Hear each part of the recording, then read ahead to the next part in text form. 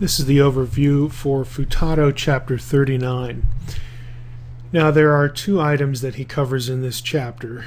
The last two verb stems, and the one is unusual and really only concerns one particular lemma, and it's therefore easy to identify. But the main one is the hithpa'el.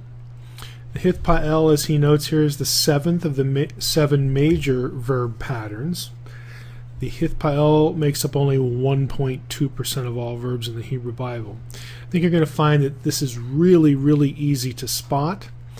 So what you should do here, I have a separate video on the form of the hithpa'el, again the tells, like I did with all the other stems or verb patterns.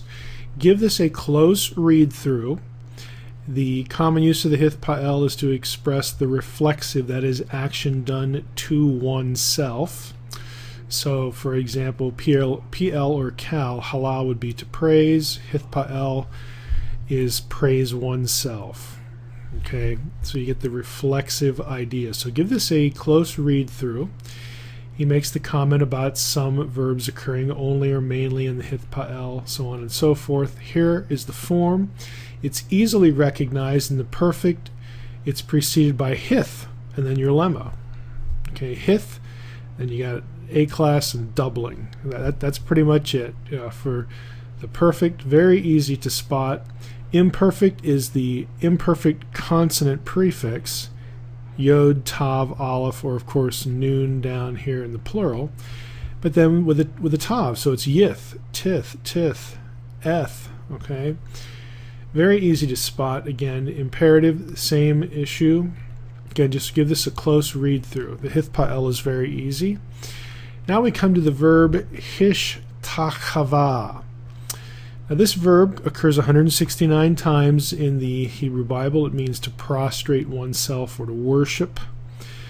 He makes the comment that older lexicons or dictionaries treat this verb as a hithpa'el of shakha. And you would notice that we don't have hith shakha here, we have hishtachava.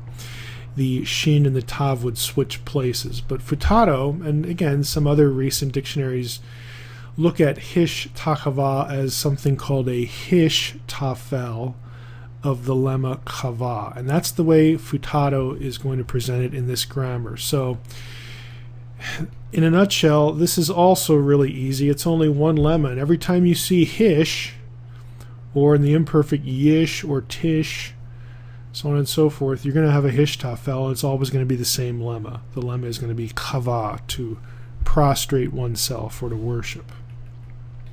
And then we hit our vocabulary. So that's it. Again, this was a short overview. There isn't much that's going to be difficult in this chapter. So this is the end of the overview for Futato chapter 39.